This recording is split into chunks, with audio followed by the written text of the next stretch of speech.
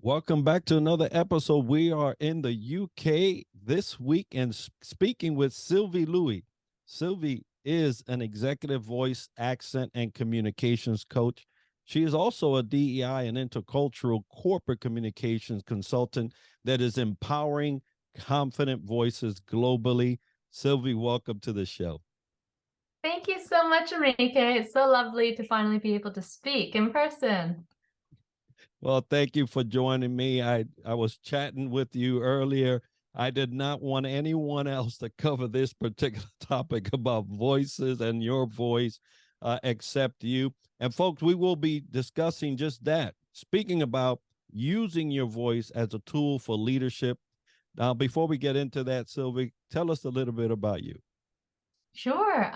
Okay, so I'm an executive voice accent and communications coach, which means that I help people with building their vocal confidence, finding out how to use their voice, how they feel about their voices, because it's so interconnected with our identities, where we are in the world and who we are.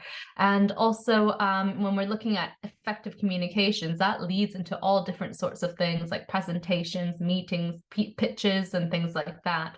So when we have to use our voice in these types of settings, this is kind of what's the most important thing, is to be able to speak well, to speak confidently, to feel good about ourselves when we're doing it. And that's how it leads into some accent work as well, because sometimes as international expats, English might not be our first language. It might be our third, fourth, fifth language. And the thing is that when we understand actually, more so that if we are understood by other people, especially if they don't have the exposure to our languages or our accents, it helps us to empower ourselves to be able to speak the way that we can, in the way that we know exactly what we need to do, rather than having to adjust to somebody all the time. So it just kind of gives them another tool inside their pocket that they can pick out whenever they want to use it. So that's kind of a little bit of what I do. Outstanding. Now, I had shared this with you before, and I think it was on one of your posts.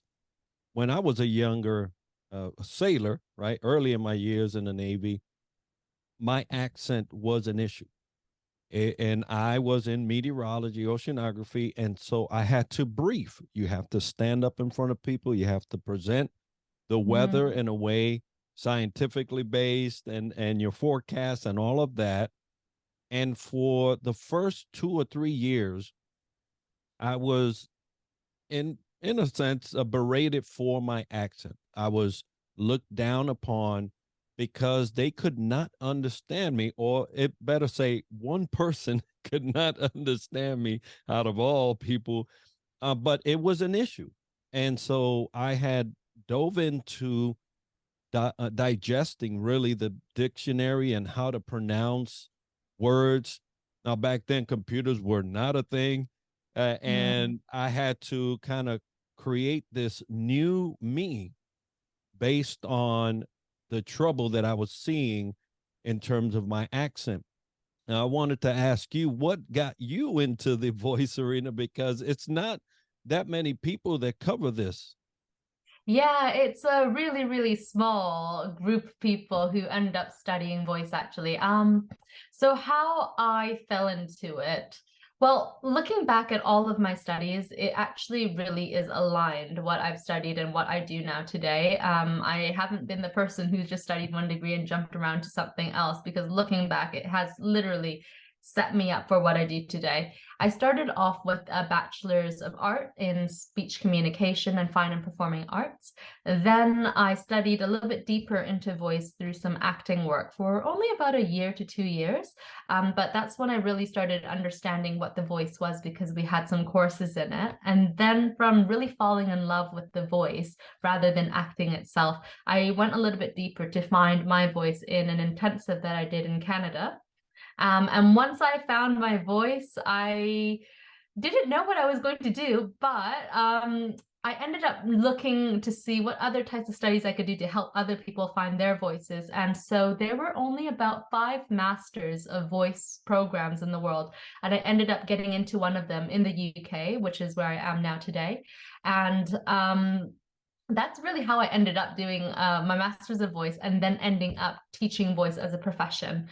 Most people who do study it will go back into performance and teaching performers how to use their voice, which is the fundamental and history of where voice production and working on your voice comes from.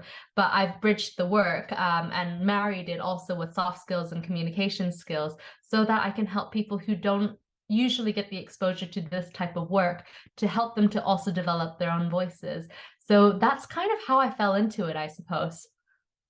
Yeah, it seems like as you mentioned, it was just aligned. One thing led to another, and you were able to capitalize on your background. Not that many people get to use their bachelor's degree, and a lot of It's people do true. jump into other things, which is amazing for you and the work you do. Now, I saw several postings about your work now, going back into group settings and presenting in person. And that has changed, obviously, in the last handful of years, or at least three. And so you're speaking to groups, you're speaking to corporations, speaking to leaders, undoubtedly in that group. So, what are the greatest mistakes you see leaders make when using their voice? I think when we're talking about what types of mistakes people use, I don't think they're aware that it's a mistake. It's usually a habit or a pattern in that is quite ingrained in how we do life, let's just say, and how we come across. Because when we're thinking about a professional workplace, a lot of the time there's hierarchy that comes into play. There's our own imposter syndrome that comes into play, and all these different things start to impact how our voice should come out or how it might just come out. Because sometimes the nerves that we've all felt before in a meeting or in a presentation, we can't control how our voice comes out. And sometimes that becomes someone's everyday voice at work, and then they find that their voice is different in their home. And so, what I would say about leaders and their voice, sometimes it's the pitfall is the idea of what a leader should be and then trying to adhere to a textbook definition of it and then trying to find your voice that way rather than really finding your own authentic voice, understanding who you are and how you come across as an actual person speaking in a leadership role rather than trying to play the leader, if that makes sense. But that also falls into the same category with anyone in any role, even if it's not a leadership role, when they think that they have to be something and then it doesn't come across as genuine through the voice.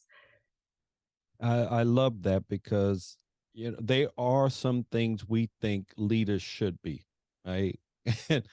and and I love that you bring that up or what you think, because leadership in totality has decorums, right? There are some practices that make great leaders and separate them from, let's say, poor leaders. Leaders, nonetheless, whatever you say, either you're in a seat or you're actually executing the full entire role of a leader. But when it comes to a voice, it has to be independent. It has to be yours. And I totally agree with your comment there, where leaders are now looking to match their voice with what they assume a leader's voice is, and they forego the, what I would say, the uniqueness of them and presenting Mhm. themselves as a leader with their voice. And so I love that. Now, when you talk about struggles, right? Because you say, hey, that's not just a leadership thing. This is a person thing. This is people. And it does span people. It's just people. So why is it that it's so important to dominate your voice, especially when you have so many things competing for you to imposter another voice, right? Just use someone else's voice. Why is it so important for us to dominate ours? That's a really great question. And I'm not sure I would use the word dominate our voice because I think there's In language, words have so many emotions to them, and when someone hears the word dominate, sometimes a lot of tension comes into our body. And the thing about the voice is that we want it to be nice and free. We want it to be supported. We want that projection with nice ease and projection. But I would say the reason why we should place importance on working on our voice, not necessarily above all everything, because other things need to be done first before you know what you can say and what you want to say and how to phrase it and how to craft it together. But once you figure out all that background information, it's really important to work on your voice to understand how that message is coming across, because even though we spend so much time figuring out exactly what we want to say, the moment that counts is when it comes out of our mouth, when we are actually giving that message, and how it lands and how it impacts your listeners is the key. That is that solution right there that can happen right away if they take on exactly what you've said in the right way, in the way that they need to take it as well.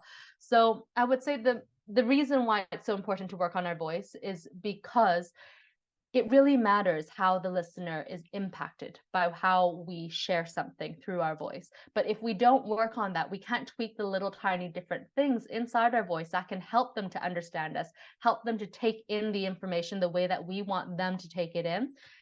Because we'd be doing it through our own habits, and that might not be helpful because a lot of the times we aren't self-aware enough to know what those habits even are, or even to be able to read that situation so that we know how to tweak our own communication or our own voice in that specific setting. Does that sound about right to you?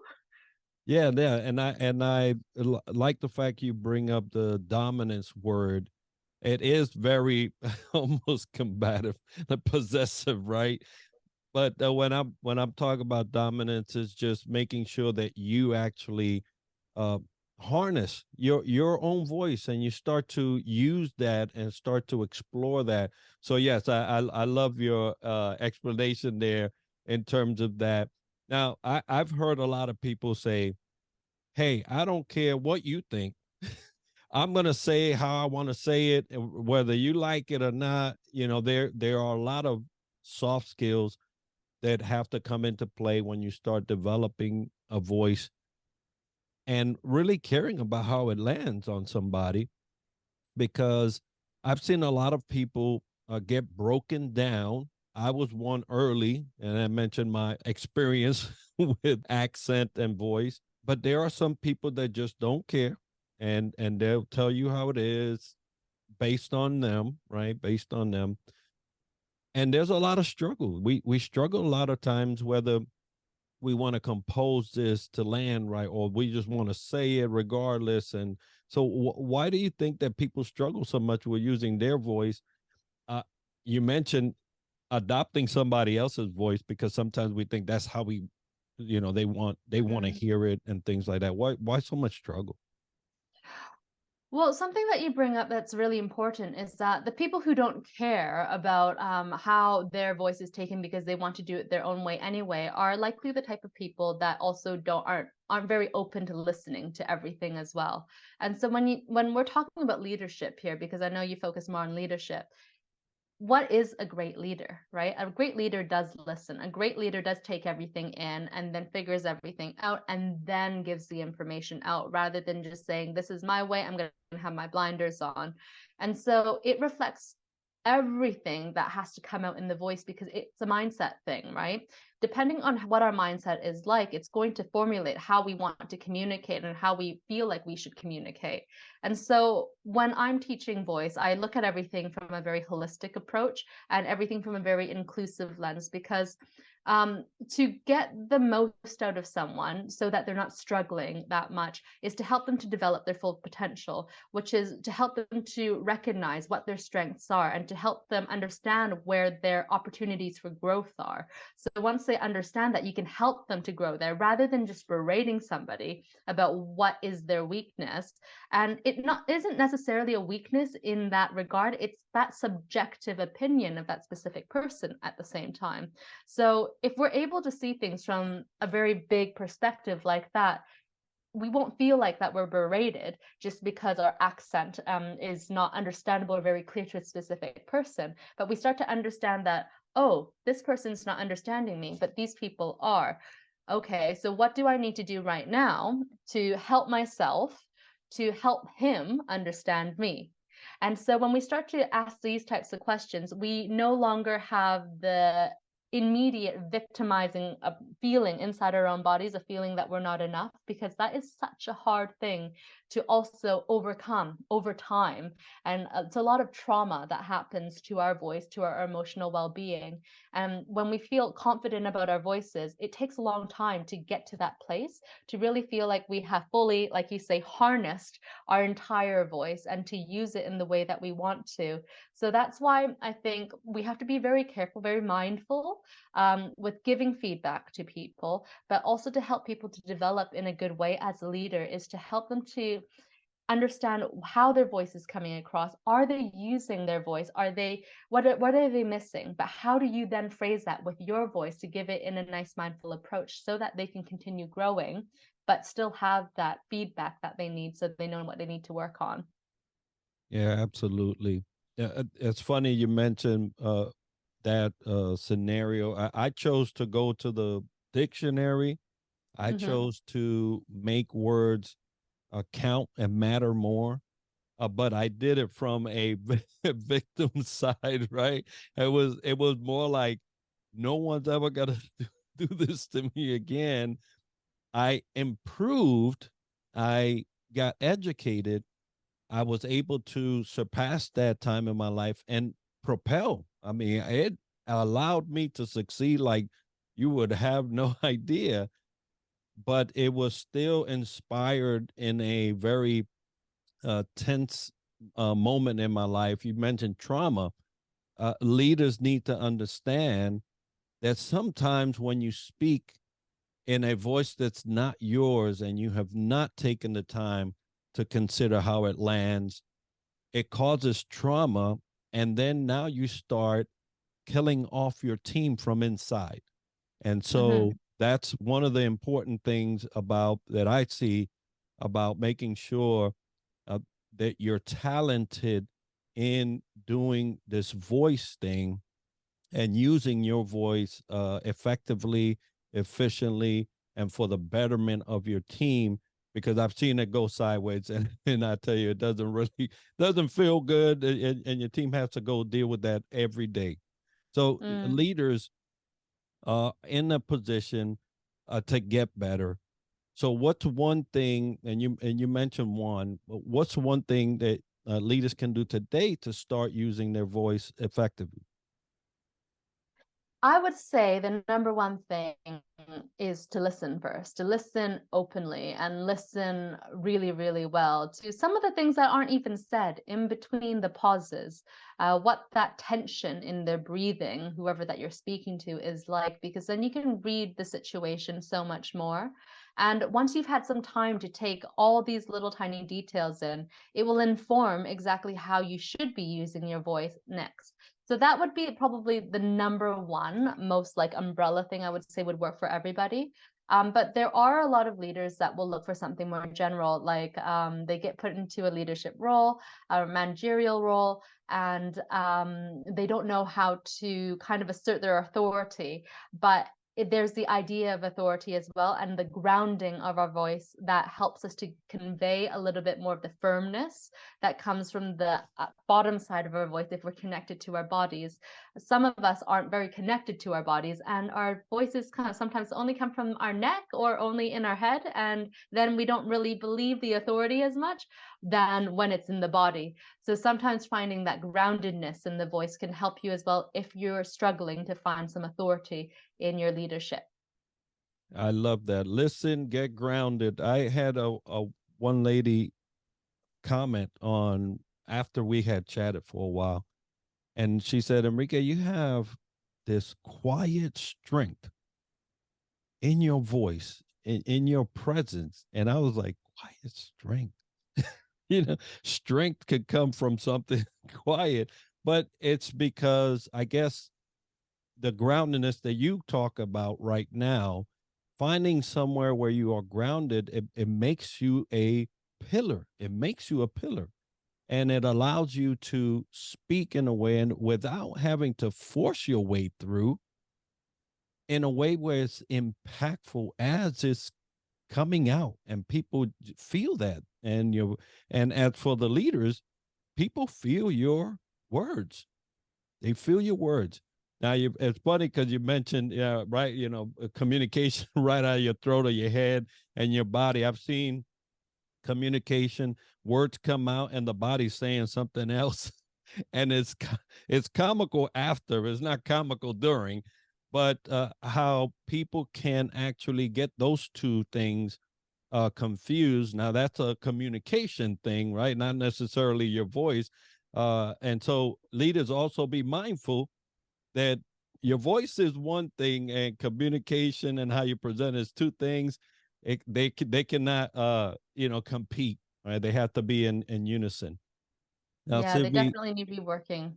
You have to work on both of them, then put them together, right? Because groundedness is not an idea. It is literally your body is supporting you in doing that. But it also depends on all of your own personal habits. If you have big habits in breath holding or tummy tension in your abdominal muscles and things like that, then those things need to be worked on so that you can release them a little bit to get that nice support for that nice round full voice that will come out as that grounded and calm and assertive voice that you want. absolutely. Now, Sylvie, there's a lot of leaders that need help in this area. Not that many that will admit it, but there are some that are looking to become better at using their voice, become better at become better at getting grounded so that their leadership can grow and their influence can grow, and they can become more of a contributor to their organization or the people they lead. So if they wanted to get a hold of you, get your coaching, maybe get your training, or hire you to, help them get where they need to be, how would they do that? Well, you can go visit my website, which is voicetraininginlondon.co.uk, and you can send me a message to the messaging system there. Or you can find me on Instagram or LinkedIn. LinkedIn is Sylvie Lui, the way that it's spelled on the screen, with MFAFRSA afterwards. And then on Instagram, I am SLVC Voice Coach, and it will be the same on Facebook as well. But probably the website and LinkedIn are the best ways to find me. Outstanding. Well, folks, we're going to have that as part of the show notes and the video so that you can get a hold of Sylvie. Sylvie, thank you so much for being with me today, covering this important topic. As leaders, if this is not part of your strategy, you're already failing. I'm telling you right now, voice and getting that clarity and how to use your voice is so important. So I thank you, Sylvie, for being with me today and covering this. Thank you so much, Enrique, for the chat. I've really enjoyed chatting with you on it, and I hope that it inspires other people to work on their voices and keep being a great vocal leader. Absolutely. Now, folks, I want to remind you that today's episode is sponsored by Triad Leadership Solutions. If you've enjoyed this episode and learned something interesting about the topic covered today, make sure to subscribe and let us know by leaving a comment right now. Now, we're always looking for new ideas and guests that we can add to our show. So if you know someone or have a topic that you would like featured on the podcast or want to sponsor the podcast, we'd love to hear about it by emailing us at triadleadershipsolutions@gmail.com. Be sure to tune in next week for another episode where we dissect leadership from another angle. And as we like to end the show, success to you.